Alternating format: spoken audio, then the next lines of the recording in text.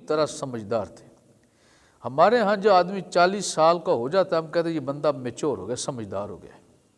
تو حضرت صدیق اکبر رضی اللہ تعالیٰ عنہ کی عمر اتنی ہو چکی تھی۔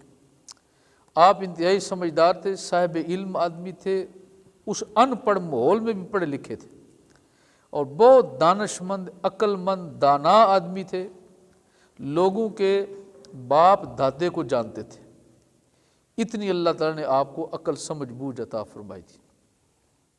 مکہ شریف کے اس علاقہ میں اگر کسی کو اپنے نسب کی خبر نہ ہو، پیچھے اجداد میں دادا پر دادا لکڑ دادا کو سمجھ نہ آ رہی ہو، تو وہاں کتاب کھولنے کی ضرورت نہیں پڑتی تھی، کمپیوٹر آن کرنے کی ضرورت نہیں تھی، وہ سیدھے حضرت ابوبکر صدیق رضی اللہ تعالی عنہ کی خدمت میں چلے جاتے تو آپ ایک کھلی ہوئی کتاب تھے، سارا اس کا شجرہ بیان فرما دیتے تھے۔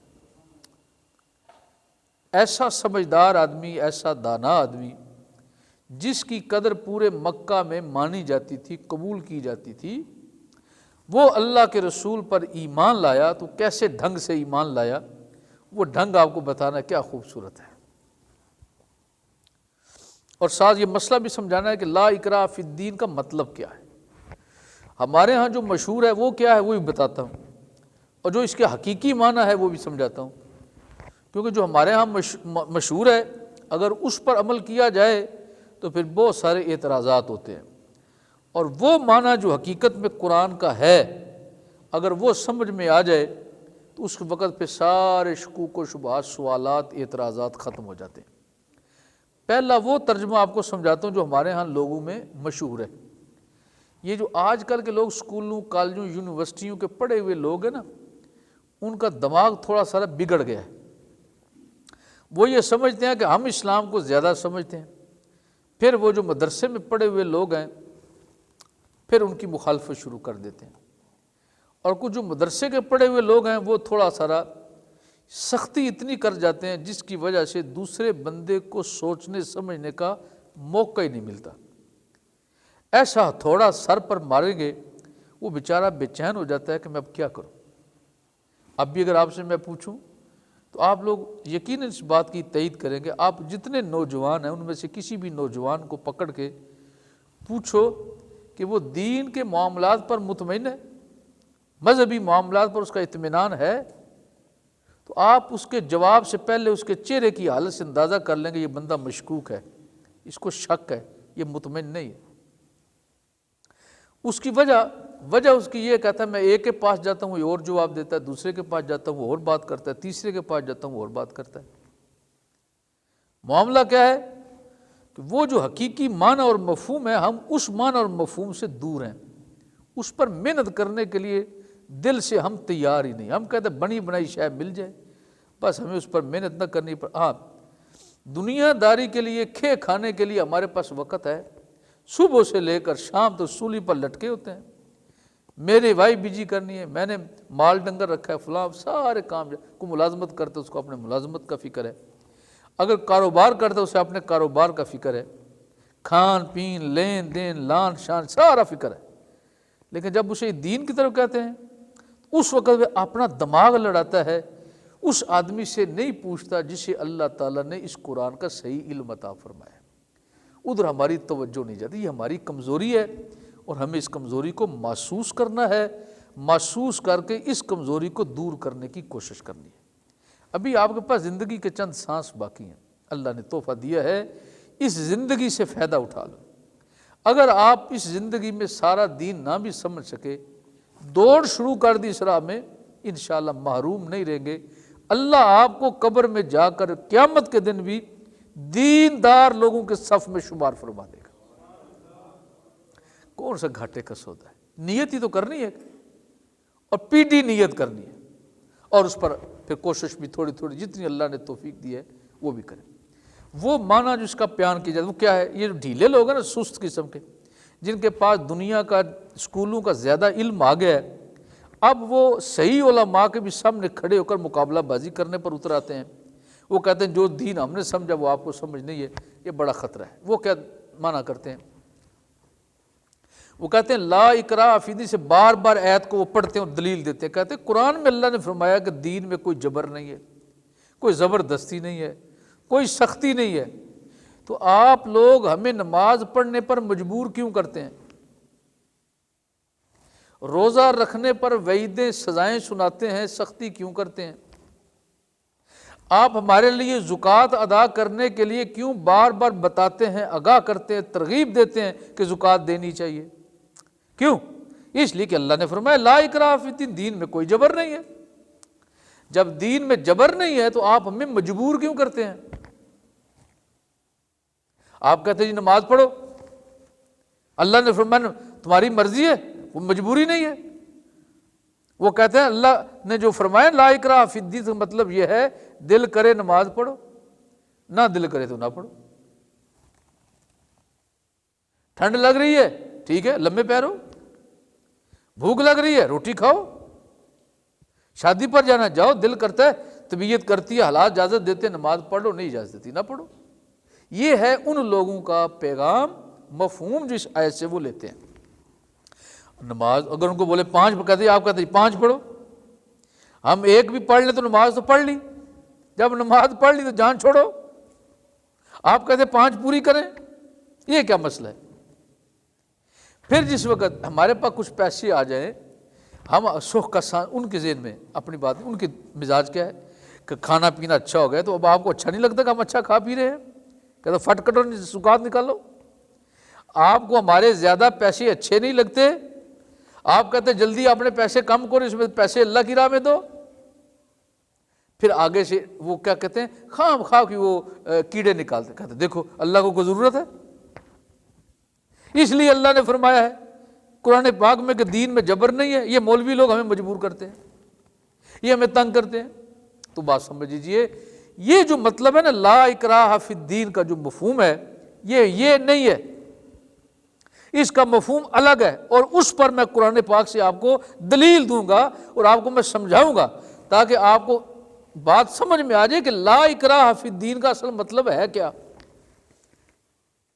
یہ جو دین میں جبر نہیں ہے، سختی نہیں ہے، زبردستی نہیں ہے، اس کا مفہوم کیا ہے؟ پہلے میں آپ کو وہ بات اپنی پوری کر لوں پھر رہ نہ جائے۔ حضرت سیدنا صدیق اکبر رضی اللہ تعالی عنہ مبارک، آپ تاجر آدمی تھے تو تجارت کے لیے تشریف لے کے دور دراز شام کے علاقہ میں، یہ اس سے بھی دور، اللہ کے محبوب کی عمر اس وقت 40 سال کو پہنچ گئی تھی۔ آپ اکثر اوقات غار حرا میں تشریف لے جایا کرتے تھے، وحی کے آنے سے پہلے کی بات کر رہا ہوں، اور اپنے مالک کو یاد کیا کرتے تھے، ذکر میں مصروف رہتے، اللہ کی یاد میں مصروف رہتے۔ اور اس غار میں جا کے ذرا غور کیجئے، مکہ میں رہتے، اور وہاں سے اگر جو لوگ گئے ہیں مکہ شریف عمرہ کے لیے یا حج کی سعادت حاصل کی ہے تو ان کو پتہ ہے کہ غار حرا مکہ شریف سے کتنے فاصلے پر ہے۔ اب تو سڑکیں بن گئی ہیں، اس وقت وہ سڑکیں اس طرح نہیں تھی، کچے راستے تھے، پگ ڈنڈیوں سے گزر کے جانا ہوتا تھا۔ تو اللہ کے محبوب گھر سے تشریف لے جاتے تو پیدل سفر کافی بن جاتا ہے، چند میل سفر بنتا ہے وہاں پر جانے کے لیے۔ تو سرکار کھانے پینے کا ساز و سامان جو بشریت کا تقاضا ہے، اللہ کا حکم ہے، وہ ساتھ لے کے تشریف لے جاتے، اور کئی دن وہاں تشریف فرما لیتے، سارا دن وہاں پر تشریف فرما رہتے، پھر اپنے وقت پر واپس تشریف لے آتے۔ اسی طرح وقت گزر رہا ہے، اسی دوران حضرت صدیق اکبر، اس وقت آپ کو صدیق اکبر نہیں کہتے تھے، اس وقت آپ کا نام تھا ابو بکر مشہور تھا، اصل نام آپ کا بھی اور ہے۔ یہ ابو بکر آپ کی کنیت مشہور، میں نے کچھ عرصہ پہلے جب آپ کی ذات پر گفتگو کی تو بتائی تھی، سمجھائی تھی آپ کو بات، اب دہرانے کا فائدہ نہیں ہے، آپ کا اصل نام اور ہے۔ آپ تشریف لے گئے، ادھر سے اللہ کے رسول کو حکم آ گیا کہ آپ اعلان نبوت فرما دیں۔ سرکار نے ابھی اعلان نبوت کیا نہیں تھا، صدیق اکبر رضی اللہ عنہ کے علم میں نہیں تھا، آپ اسی حالت میں مکہ سے تشریف لے گئے تجارت کی غرض سے۔ جب واپس تشریف لے کے آئے تو وہ بڑا خوبصورت واقعہ ہے، بعض روایات میں آتا ہے، بعض نے اسے مختصر کیا ہے، بعض نے طویل کیا ہے، بہرحال مفہوم اس کے قریب قریب ہے۔ آپ کو راستے میں جب تشریف لا رہے تھے تو جیسے ہمارے ابھی تو ماشاءاللہ جگہ جگہ پر سٹاپ بنے ہوئے ہیں، اس وقت اس طرح سٹاپ نہیں تھے، دور دراز علاقوں میں کہیں کسی نے چگی ڈالی ہوتی تھی، بیٹھا ہوتا تھا، یا کچھ اس نے مٹی کے ساتھ مکان تعمیر کیا ہوتا تھا۔ اسی طرح جس طرح ہمارے مسلمانوں میں کچھ لوگ نیک فطرت ہیں، وہ لوگوں سے الگ تھلگ ہو کے اللہ کی یاد میں مصروف رہنے کی کوشش کرتے ہیں، اسی طرح عیسائیوں کے اندر، یہودیوں کے اندر بھی کچھ ایسے نیک صفت لوگ ہوتے تھے، اب بھی ہیں، جو اللہ کی یاد میں مصروف رہتے ہیں۔ اس وقت بھی وہاں ایک عیسائی تھا، عیسائیوں میں ایسے آدمی کو راہب بولتے ہیں، ہمارے ہاں ایسے آدمی کو ولی اللہ کہتے ہیں، ان کے ہاں اس ولی اللہ کو کیا کہتے ہیں؟ راہب۔ وہ راہب جو راستے میں کہیں، راہب کہتے ہیں اس آدمی کو جو ہر چیز کو چھوڑ کر لا تعلق ہو گئے دنیا سے، اپنے تعلق کو اللہ کی ذات سے جوڑ لے، اسے کہتے ہیں راہب۔ وہ سب سے الگ تھلگ بیٹھا ذکر میں مصروف رہتا ہے۔ تو جو وقت گزرتا، جیسے آپ تشریف لائے، آپ نے کسی جگہ ایک نیک آدمی کو بیٹھے ہوئے دیکھا، وہ وہاں کسی جھگی ڈال کے بیٹھا، کوئی آنے جانے والوں سے اس سے محبت کا اظہار کیا، اللہ نے کرم فرمایا، اس نے دعا کی، اس کے حق میں قبول ہوگی، اس کے دل میں محبت پیدا ہوئی، وہ ان کی خدمت میں آ جاتا ہے، کوئی روٹی دے گیا، کوئی کھانا دے گیا، کوئی بستر دے گیا، کوئی کپڑے دے گیا۔ بعض لوگوں نے دیکھا انہیں ضرورت ہے، یہاں سارا کچھ چھوڑ کے آئے ہیں اللہ کی رضا کے لیے، اب انہیں یہاں رہنے کی ضرورت ہے، سردی، گرمی، بارش، دھوپ، آندھی طوفان آتا ہے تو یہاں ان کے لیے ایک دو کمرہ بن جائے۔ ہمارے یہاں اسے کہتے ہیں آستانہ، پیر خانہ، خانقاہ، ادھر ان کے لیے انہیں جگہ بنا دی بیٹھنے کے لیے، آرام کرنے کے لیے، تو وہ ایک جگہ بن گئی۔ وہ راہب کئی سالوں سے وہاں پر بیٹھا ہوا تھا، اور اگر آپ کو میں اس کی تاریخ بتاؤں کہ وہ راہب تھا کون تو آپ حیران ہو جائیں، لیکن بہرحال وہ میرا موضوع نہیں ہے۔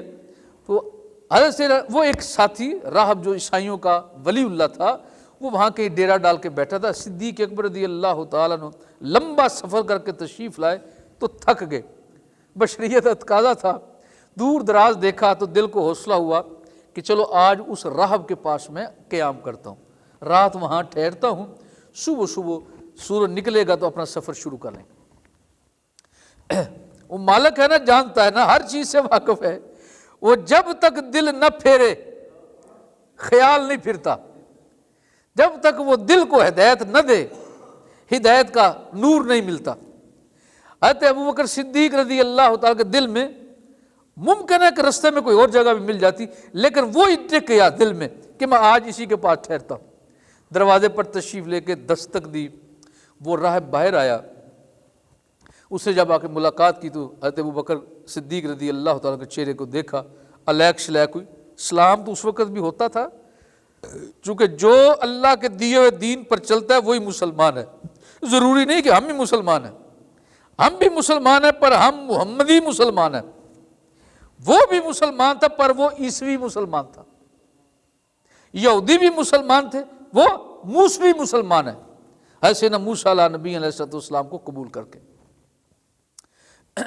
اسے جب دیکھا، ملاقات ہوئی، ملاقات کرنے کے بعد کہا کہ میں آج آرام کرنا چاہتا ہوں، ٹھہرنا چاہتا ہوں، تھکا ہوں، لمبے سفر سے آیا ہوں، کیا آج رات میں یہاں ٹھہر سکتا ہوں؟ تو وہ بھی بااخلاق تھا، اس نے بولا ہاں جی آجے بسم اللہ۔ دیکھا کہ بندہ شریف النفس ہے، اس کا لہجہ، اس کا انداز، اس کا اخلاق بتاتا ہے کہ یہ اوباش آدمی نہیں ہے، مجھے تنگ کرنے کے لیے نہیں آیا بلکہ فقط رات ہی گزارنے کے لیے آیا ہے، تو میں اس کی خدمت کرتا ہوں، اجازت دے دی، آ جائیں، تشریف لیں۔ آپ تشریف لے گئے۔ اب وہاں پر جب بیٹھے، وہ کھانا لے کے پوچھا، کھانا وغیرہ میں ہاں، وہ کھانے کی تیاری کرنے کے لگا، لے کے آیا، اور تھوڑی دیر کے بعد بیٹھا تھا، بات چیت کی، پوچھنے لگا آپ کا نام کیا ہے؟ ہم بھی ایسے ہی کرتے ہیں، پوچھا آپ کا نام کیا ہے؟ آپ نے بتایا میرا نام یہ ہے، کنیت میرا نام ابوبکر، کنیت میری ہے۔ کہا آپ کے والد صاحب کا نام کیا؟ آپ نے بتایا میرے والد کا نام ابو قحافہ ہے۔ تو آپ آئے کس جگہ سے ہو؟ آپ نے بتایا میں مکہ سے آیا ہوں۔ اس کی کوئی نشانی ہے؟ آپ نے فرمایا ہاں وہاں پر کھجوروں کے جھرمٹ ہوتے ہیں، کھجوریں بڑی بنتی ہیں وہاں، میں اس علاقے سے ہوں، بیت اللہ کے قریب رہتا ہوں میں نے کہا اچھا ماشاءاللہ۔ جس وقت آپ نے یہ چند باتیں سنائی نا تو وہ غور سے حضرت صدیق اکبر کے چہرے کو پڑھتا رہا، دیکھتا رہا، کہنے لگا آپ مجھے اجازت دے تو میں ابھی آتا ہوں۔ آپ نے ٹھیک ہے ہو آؤ۔ وہ اندر چلا گیا، اندر ایک اور کمرہ تھا، تالا لگایا ہوا تھا اس نے، اندر چلا گیا، اندر ایک صندوق، صدیق اکبر رضی اللہ عنہ بعد تشریف فرما تو آ کے دیکھا تو اندر صندوق ہے، اس کے اندر تالا لگا ہوا ہے، اس کو کھولا، پھر اس میں سے ڈھکن اٹھایا تو اندر سے کتاب پرانی نکال کے لے کے آیا، کتاب لے کے آیا اور لا کے پھر حضرت ابوبکر صدیق رضی اللہ تعالیٰ کے سامنے بیٹھ گیا۔ کہنے لگا اگر آپ ناراض نہ ہو تو میں دوبارہ پوچھنا چاہوں گا آپ کا نام کیا ہے جو آپ نے مجھے بتایا؟ آپ نے دوبارہ دہرا دیا، فرمایا میرا نام یہ ہے۔ اس نے وہ جو تھا نا کتاب ایسے دیکھی، ور کھولا، پھر حضرت صدیق اکبر کا چہرہ دیکھا۔ ذرا محبت سے بولیے آپ، ہاں اللہ کرے آپ کو حضرت صدیق اکبر کے چہرے کی زیارت نصیب ہو جائے۔ وہ سامنے دیکھ رہا تھا، ہم تو تمنا کر رہے ہیں نا، وہ دیکھو خوش نصیب سامنے دیکھ رہا ہے۔ پوچھتا اچھا آپ کے ابا جی کا نام کیا ہے؟ آپ نے فرمایا میرے والد کا نام یہ ہے۔ پھر اس نے دیکھا، پھر صدیق اکبر کو دیکھا رضی اللہ تعالیٰ۔ کہنے لگا آپ کسی جگہ سے آئے ہو؟ فرمانے لگے میں مکہ سے آیا ہوں۔ پھر کھول کے دیکھا، پھر صدیق اکبر رضی اللہ تعالیٰ کو دیکھا، پھر پوچھا اس کی کوئی نشانی بھی بتائی، پھر دیکھا، پھر کھول کے دیکھا، پھر صدیق اکبر کی چہرے کی زیارت کی رضی اللہ تعالیٰ عنہ۔ کہنے لگا سبحان اللہ، چہرہ اس کا نا خوشی سے بھر گیا، اس کے چہرے سے پتہ چلنے لگا کہ طبیعت اس کی بڑی خوش ہو گئی ہے۔ حضرت صدیق اکبر رضی اللہ تعالیٰ نے بھی زمانہ دیکھا ہوا تھا، جانتے تھے، پہچان تو تھی کہ اچانک اس کے چہرے پر خوشی کی لہر نظر آ رہی ہے، کیا وجہ ہے؟ بات کوئی اندر کی ہے، بات کوئی اندر کی ہے۔ حضرت صدیق اکبر اس کے سوال کا جواب دیتے رہے، جس وقت اپنے سوال کر بیٹھ کہنے لگا ایک آخری بات آپ سے پوچھنی ہے، وہ ان چیزوں سے نہیں ہے، وہ تھوڑا ہٹ کے ہے، وہ چھپی شے ہے، میں چاہتا ہوں وہ بھی میں آپ سے پوچھ لوں۔ میں قریب ہو رہا ہوں اور اپنے مقدر پر فخر بھی کر رہا ہوں کہ آج کا دن بڑا سہانا دن آیا ہے۔ حضرت صدیق اکبر نے فرمایا اچھا کیا چاہتے ہو؟ کہا آپ مہربانی فرمائیں ذرا کھڑے ہو جائیں اور اپنے پیٹ سے کپڑا ہٹائیں، اپنے پیٹ سے کپڑا ہٹا دیں۔ حضرت صدیق اکبر ایک لمحے کے لیے توقف میں چلے گئے کہ اس کی کیا ضرورت ہے، جسم سے کپڑا ہٹوانے کی حاجت کیا ہے؟ وہ دوبارہ عرض کرنے لگا آپ گھبرائیے نہیں، میں کوئی نشانی دیکھنا چاہتا ہوں، میں کوئی نشانی دیکھنا چاہتا ہوں، اگر آپ ناراض اور خفا نہ ہوں مہربانی فرمائیے۔ حضرت صدیق اکبر رضی اللہ تعالیٰ کے کھڑے ہو گئے، آپ نے شاید میں ٹھیک ہے میں دکھاتا ہوں۔ آپ نے اپنے بطن اطہر سے جب کپڑا اٹھایا نا جی، تو وہ جو رہب تھا نا وہ بے چین ہو گیا، بے قرار ہو گیا، بے قابو ہو گیا، بے قابو ہو کے صدیق اکبر کے جسم سے لپٹ گیا، اور آپ اس بطن سے اس پیٹ کا بوسہ لینے لگا، چومنے لگا۔ حضرت صدیق اکبر رضی اللہ تعالیٰ نے پوچھا کیا بات ہے، تو آج یہ عجیب معاملہ کر رہا ہے، میں رات گزارنے آیا ہوں اور تو نے مجھے کس آزمائش میں ڈال دیا ہے؟ کہا حضور آج میرے لیے خوشی کا دن ہے۔ آپ نے فرمایا تیرے لیے خوشی کا دن کیسے ہے؟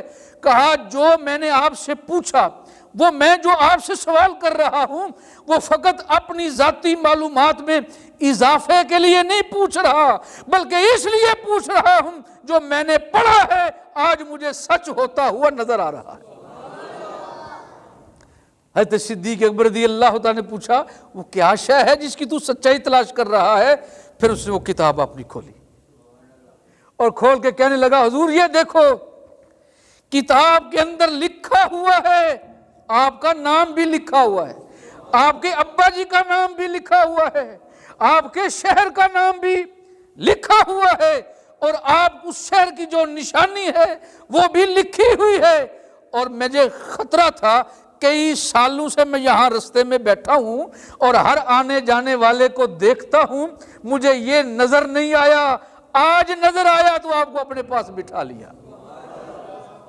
پوچھا کیا سب جاننا چاہتے ہو، کیا تمہیں محسوس ہوا؟ کہنے لگا دیکھیے میں یہاں آتا جاتے لانے والے لوگوں کی خدمت کرتا ہوں، ان سے پوچھتا رہتا ہوں، تو میں نے سوچا میں پوچھا کروں آپ کا نام کیا؟ آپ نے نام بتایا تو میرے دل میں خیال آتا تھا کوئی اور آ جائے، تو دل میں خیال تھا اس نام کا بندہ تو کوئی اور بھی ہو سکتا ہے، باپ کا نام ایک جیسا ہو سکتا ہے، شہر کا نام ایک جیسا ہو سکتا ہے، لیکن یہ جو میں نے آپ کے جسم سے کپڑا ہٹایا نا، یہ نشانی کسی میں نہیں، یہ نشانی کسی میں نہیں ہے۔ جو نشانی اللہ نے آپ کو عطا فرمائی، اور اس نشانی کا ذکر بھی کتاب میں موجود ہے، اس نشانی کا ذکر بھی کتاب میں موجود ہے۔ آپ اچھا پھر آگے پڑھ کے بتاؤ کیا ہے؟ کہنے لگا جی یہ جس کے اندر نشانیاں ہیں وہ آپ ہیں، اور آپ کو مبارک ہو، خوشخبری ہو، آپ اللہ کے محبوب کے دوست بننے والے ہیں، آپ آخری نبی کے صحابی بننے والے ہیں، اور عام صحابی نہیں، گوڑے صحابی بننے والے ہیں۔ اللہ تعالیٰ نے آپ کے مقدر میں یہ لکھ دیا ہے۔ اللہ اکبر۔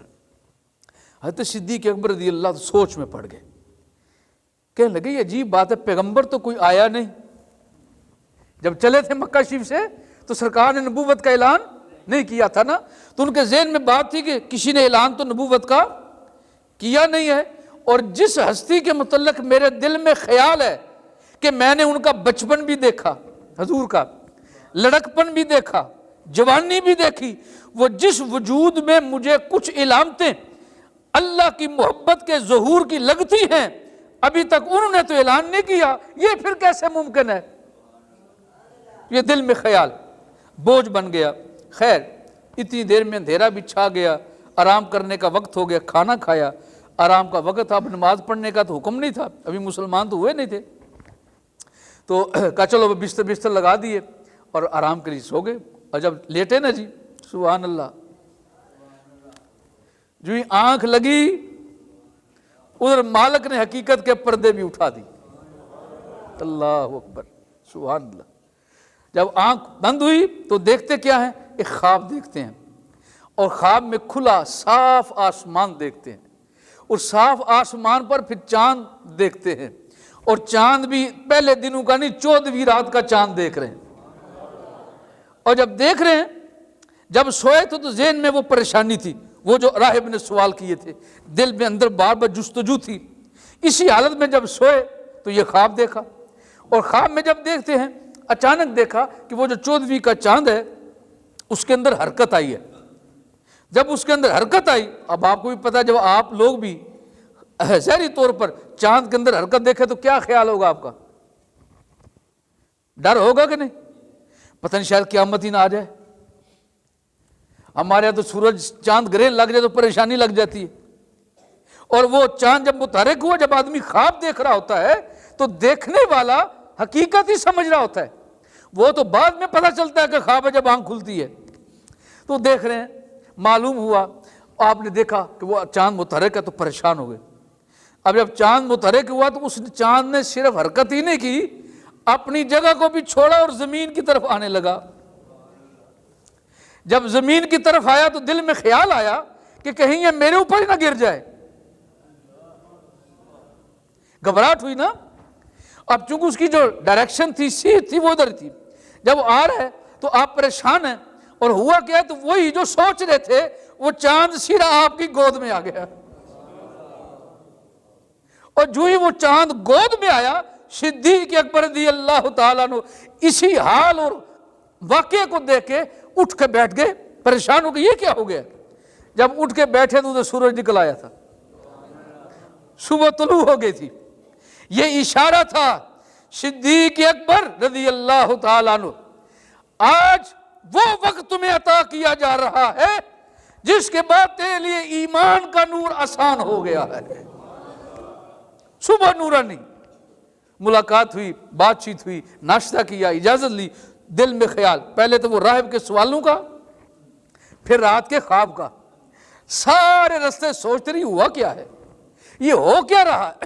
چلتے گئے مکہ شریف پہنچ گئے تو آپ کا غلام آپ کا انتظار کر رہا تھا، پیغام پہلے پہنچ چکا تھا، کتنی دیر تک پہنچ جائیں گے۔ وہ جب حاضر ہوا تو حضرت صدیق اکبر رضی اللہ عنہ نے بلایا، آپ نے فرمایا یہ سامان لے جا، کہا جی میں اسی لیے آیا ہوں، تو آپ بھی چلیے، فرمایا نہیں مجھے کچھ اور سامان کی ضرورت ہے، یہ تو لے جا میں بھی آتا ہوں۔ سیدھا گھر نہیں گئے، پہلے بھی آپ کی یہ عادت تھی، جب بھی سفر کر کے آتے تو سیدھا گھر نہیں جاتے تھے، پہلے رسول اللہ کی بارگاہ میں حاضر ہوتے تھے صلی اللہ علیہ وسلم۔ پھر حاضر ہو گئے، اللہ کے محبوب اٹھے، محبت تو تھی نا، دوستانہ بھی تھا، تقریباً عمر بھی قریب قریب تھی، تو اللہ کے محبوب اٹھ کے استقبال کیا، سینے سے لگایا، بات چیت ہوئی۔ اللہ کے محبوب پوچھ رہے ہیں یہاں جانے سے پہلے وہ جو خادم تھا نا، اس نے ایک بات کی، وہ میرے ذہن میں رہ گئی۔ کہنے لگا آپ کہاں جا رہے ہیں؟ اور میں ذرا ہوا، تمہیں پتا تو میری عادت ہے میں ان سے ملاقات کرتا ہوں، اور اب تو میں ضرور جاؤں گا کہ رستے میں معاملے کچھ ایسا ہوا ہے۔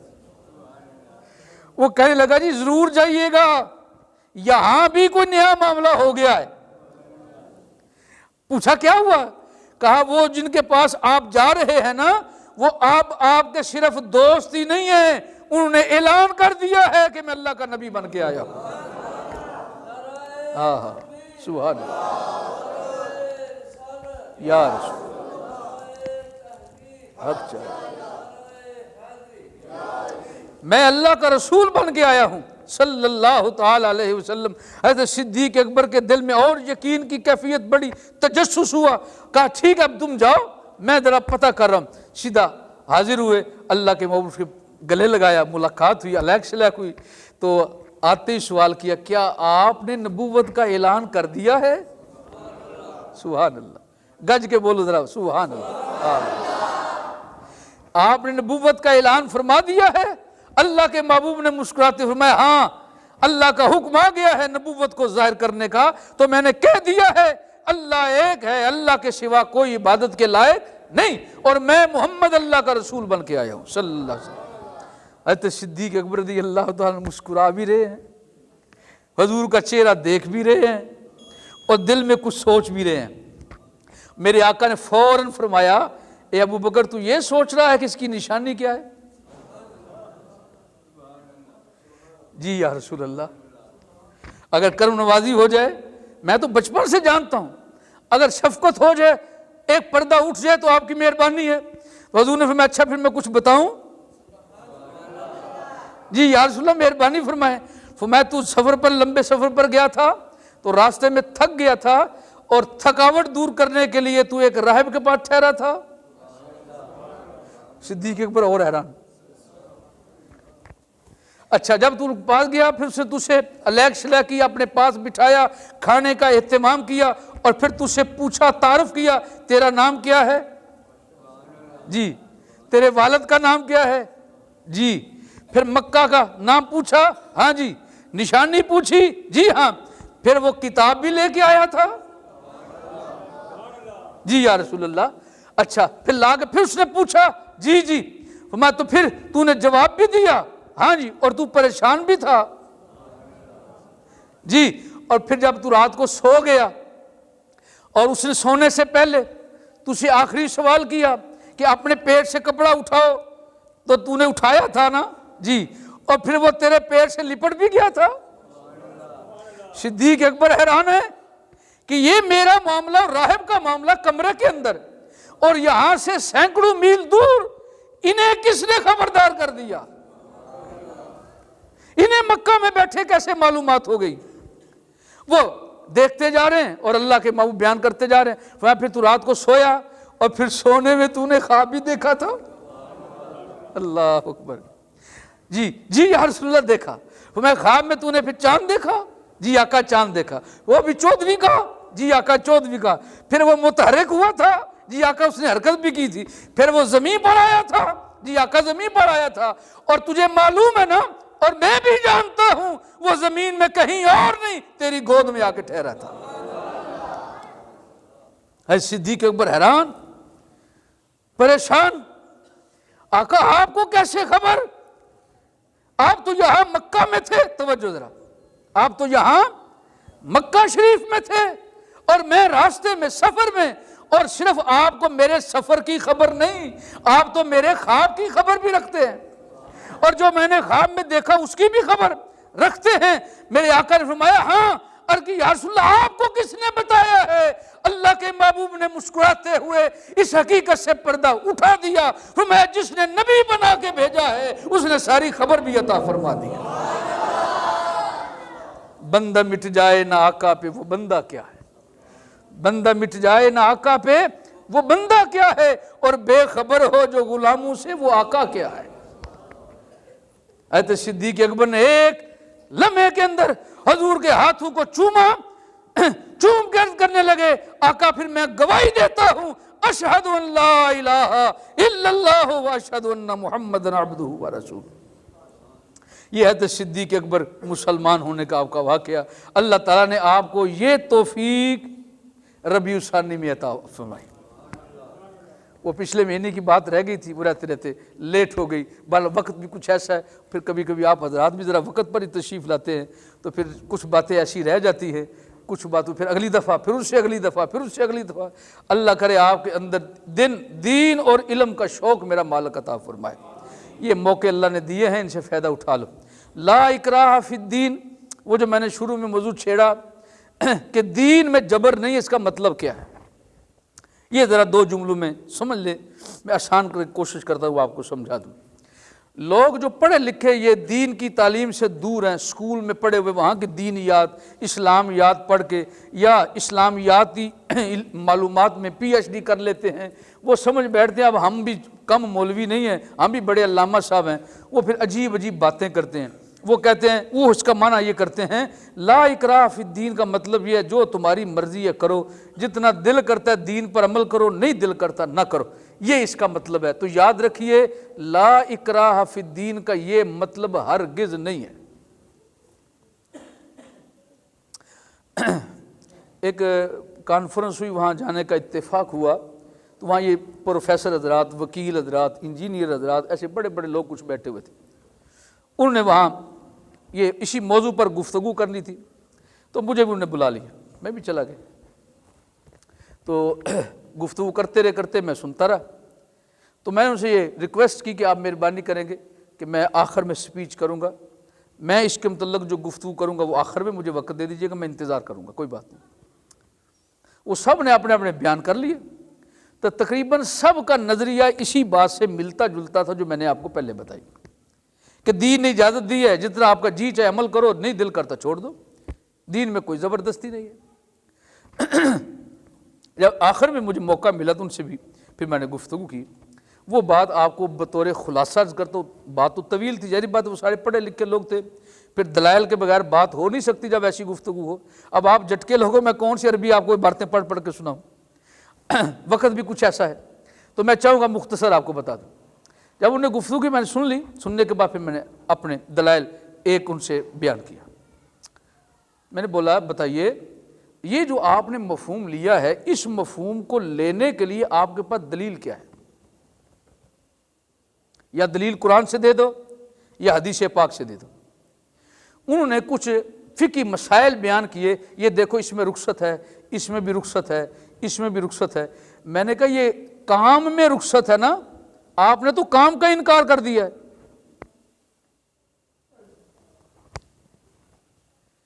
وضو کرنا نماز سے پہلے شرط ہے کہ نہیں ہے؟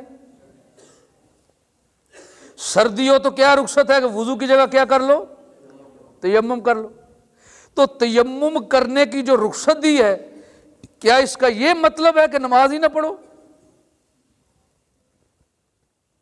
نماز پڑھنے کا حکم ہے، انکار کرنے کی اجازت نہیں۔ اب آپ اس رخصت کو لے کے سرے سے نماز کا انکار تو نہ کرو نا، یہ آپ لوگوں کی زیادتی ہے، یہ آپ لوگ غلط کریں، اپنی مرضی کرتے ہیں، نفس پرستی ہے، یہ غلط طریقہ ہے۔ قرآن پاک کو صحیح سمجھو، معنی کیا ہے اس کا مطلب ہے جب اللہ نے نمازیں عطا فرمائی، رسول اللہ نے پڑھ کے بتائی ہیں، حدیث پاک سے ثابت ہے، تو کیا اللہ کے رسول کو دین سمجھ نہیں آیا؟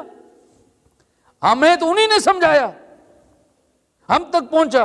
اور اگر اللہ کے رسول کو سمجھ نہیں تھا، دین کا پتہ نہیں تھا، تو اس سے زیادہ بڑھ کر کون دین سمجھتا ہے؟ اگر دین میں سختی نہیں ہے، زبردستی نہیں ہے، جو تم لے رہے وہ اور معنی ہے، اس کا یہ معنی نہیں ہے۔ لا اکراہ فی الدین کا مفہوم کچھ اور ہے، وہ مفہوم یہ ہے، دیکھیے آپ سارے حضرات تشریف فرما ہیں، اگر میں آپ سب حضرات کو یہ گزارش کروں، ایک ایک ڈلی آپ سب کے ہاتھ پر میں رکھ دوں گڑ کی، کھا لو گے؟ کہ سوچنے کہ آئی نہیں ڈلی ابھی تک؟ فرض کر لیجئے، بات سمجھانا چاہ رہا ہوں، اگر آپ سب کے ہاتھ میں ایک ایک ڈلی میں رکھ دوں گڑ کی، اتنا جتنا آپ کے منہ میں آ سکے، کھاؤ گے کہ نہیں؟ کھا لیں۔ لا اکراہ فی الدین کا مفہوم سمجھی کیا ہے؟ وہ جو ڈلی میں نے آپ سب حضرات کو دی، آپ سب نے اس کو کھا لیا، اب اگر میں آپ سے کہوں یا آپ میں سے کوئی یہ کہے بھائی مجھ سے یہ ڈلی نہیں کھائی جاتی، کیا آپ مان لیں گے؟ کون ایسا بندہ جسے شوگر بھی نہ ہو، صحت مند بھی ہو، اور اس کے سامنے گڑ کی چھوٹی ڈلی رکھی جائے اور بولے میں نہیں کھا سکتا؟ سب کھائے گا۔ بڑے بزرگ تو پھر بڑے بزرگ ہیں، چھوٹے کو بھی دے دیں تو وہ بھی نہیں چھوڑے گا، اس کے اندر بھی اس گڑ کو کھانے کی صلاحیت موجود ہے، بڑے کے اندر بھی اس گڑ کو کھانے کی صلاحیت موجود ہے، قابلیت موجود ہے۔ لا اکراہ فی الدین کا مطلب یہ ہے، ہمارے ہاں ایک لفظ بولا جاتا ہے، اسلام دین فطرت ہے۔ کیا ہے؟ اسلام دین فطرت ہے۔ کیا مطلب؟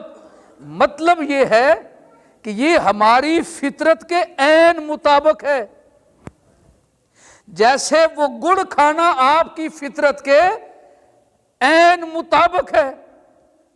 اگر اس گڑ کی جگہ زہر رکھ دیا جائے، وہ زہر کھانا آپ کی فطرت کے عین مطابق نہیں ہے۔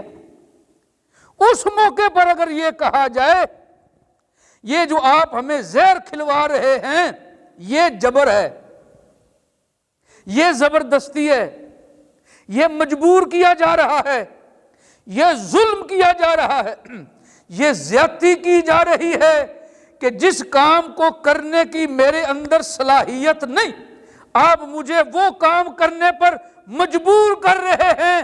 اللہ کا فرمان یہ ہے، لا اکراہ فی الدین، دین میں کوئی جبر نہیں۔ مطلب یہ ہے کہ میں نے تمہارے لیے دین اتنا آسان بنایا ہے کہ تم میں سے ہر آدمی سے قبول کر سکتا ہے، تم میں سے ہر بندہ اس دین کو قبول کرنے کی صلاحیت رکھتا ہے، جیسے تم گڑ کھانے کی صلاحیت رکھتے ہو، اس سے زیادہ مٹھاس اللہ نے دین میں رکھی ہے، دین پر عمل کرنا بھی تمہارے لیے آسان ہے۔ یہ مطلب ہے لا اکراہ فی الدین، دین میں کوئی جبر نہیں، کوئی زبردستی نہیں، جیسے میں نے چند دن پہلے کہا۔ اب میں نے ان کو بولا کہ وہ جو آپ نے فقہی مسائل کی رخصتیں بیان کی ہیں وہ اب یہاں لاگو کرو، اب لاگو کرنے کا وقت ہے۔ وہ کیا کہ اب بولو دین دیکھو کتنا آسان ہے۔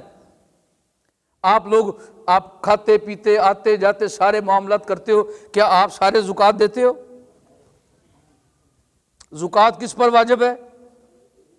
جس آدمی نے اپنے خرچے سے اضافی اتنے پیسے جمع کر کے رکھے ہوں، چاہے اندر کسی مرتبان میں یا کسی صندوقڑے میں یا کسی جگہ دبا کے رکھے ہوں یا زمین میں دفن کر کے رکھے ہوں یا کسی جار میں پیک کر کے رکھے ہوں یا کسی بینک کے اندر رکھے ہوں، جو اس کے رقم ضرورت سے زیادہ ہے، اور ضرورت سے زیادہ بھی پیسے اتنے ہو جائیں جو 100-200 نہیں، ہزاروں کی تعداد میں ہے۔ اب مالک نے حکم دیا ہے میرے بندے، جب تیرے پاس پیسے تیری ضرورت سے اتنے زائد ہو جائیں تو وہ بھی سارے نہیں دینے ہیں، ان میں سے 2.5% دینا ہے۔